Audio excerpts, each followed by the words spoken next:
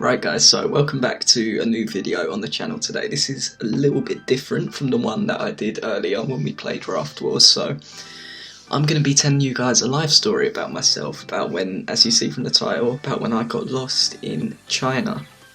So let's rewind about 5 years ago. So this would be about, no, 6 years ago, so it would be about 2014. So I would have been about 14, 15 at the time. So I've got the chance to go to China with the school on a trip, so I'm really excited about this. About 20 of us go to China on this school trip related to geography, and yeah, it's really good. We're all having a good time, relaxing, doing some cool things, and I think this was the 4th day.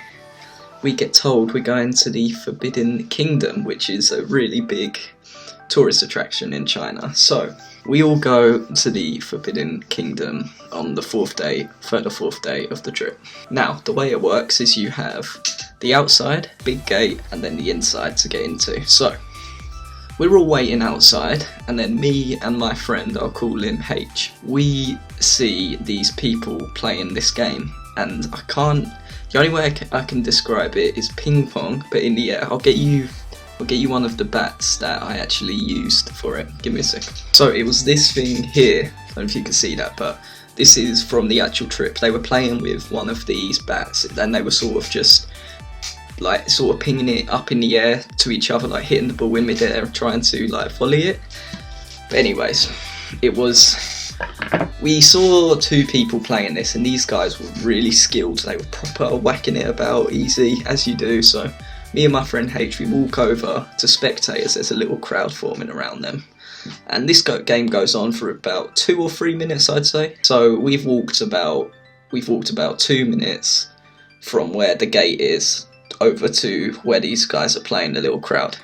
After the game finishes, we walk back, expect to see all of our students and my fellow students and teachers, but no, everyone has gone. And me and H are standing there outside.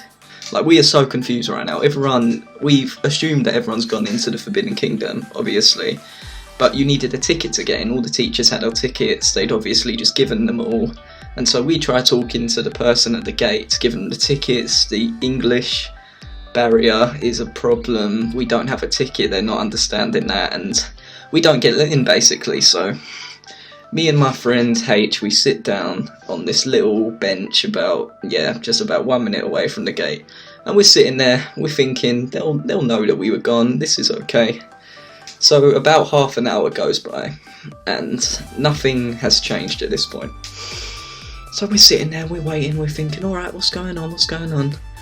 About an hour goes by at this point, and now we're starting to get a little bit worried, because we got there at about 3 o'clock, I'd say, and now it's getting to 4, and then 4:30 rolls around, and then it's starting to get a little bit dark. So we're getting a bit worried, we're only 14, 15 in this place, we have no idea how to speak to anyone, our teachers are gone, like,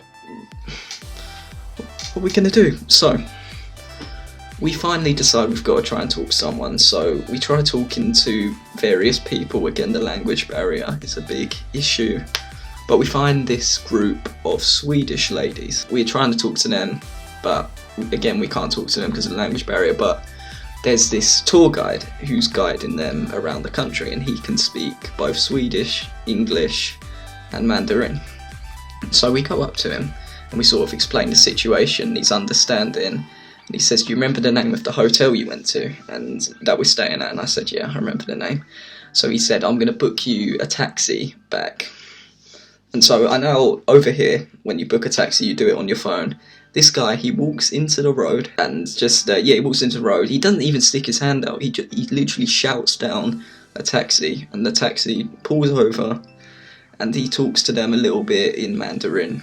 And he says, get in, they'll take you to your hotel. So at this point I'm scared, but I'm thinking, okay, if we can get back to the hotel, they'll know the teachers and everything. So we get into the taxi, and one thing to know, our hotel was about an hour away from the Forbidden Kingdom. So we're sitting there in this taxi, we're not talking much, we're both pretty scared about what's happening right now. So we get into we're in the taxi. I say about half an hour goes by. I was wondering how far it was going to be, so I talk So the female taxi driver she was, I say to her, how far are we from our hotel? And she just completely ignores us. Nothing is said at this point, absolutely nothing. So I leave it about 10 seconds and I ask her the same question again. And she literally turns around, looks at me and tells me to shut up. And at this point, I'm starting to get really scared because I have no idea where we're going. I have no idea if we're going the right way. She won't talk to me. So I'm getting proper freaked out. So about half an hour goes by and we end up turning back up at the hotel. I recognise the hotel and I remembered, oh wait, we're going to have to pay for this. And it was been about an hour's taxi journey, so I don't know how much it was going to be. I don't remember how much it exactly was, but it was shockingly cheap compared to over here. Like, an hour's taxi journey here was sat about like 30-40 quid. It was extremely cheap over there, and far less than £10 it was. So we get into the hotel and we talk to the people on the desk and we tell them, you got to call the teachers. So the teachers are all, so they call the teachers, get in contact, and the teachers say, okay, we're coming back from the Forbidden Kingdom, we're going to come and pick you up. So me and my friend H, we're just in the lobby. We both got one of these each, and we bought them when we were watching the game, and we're just hitting a little ball around. And so there were 3 teachers on the trip. There was 2 men and a woman, and the woman was very nice and the 2 men were extremely strict. This is all prior to this situation. So we're sitting there and we see the coach pull up and we're like, alright, we look out the window and it's the 2 male teachers walking in. So I'm like, right, what are we gonna do now? I was hoping they wouldn't go too hard on us or anything, but they walk into the hotel, and I've got to say, they were the most sympathetic, nicest teachers we've ever dealt with. They would like, are you okay? They were just asking us about how we were. It was very, very, very kind. Then we get onto the coach. Obviously all the other students are all like giving it all of that, like all laughing at us because we got lost. And yeah, we get on the coach and sit down, and it's the female teacher who's sitting in the row in front of us, and she sits up, pokes her head behind the seats and looks at us, and she just starts going off on one. She's saying, I could have lost my job, this is all your fault, I told your parents all of this. And I'm like, love, like, I've had a pretty stressful day, can you just leave me alone? But yeah, she said that she's told our parents and everything. And then we'll skip to the end of the trip where we get back in England.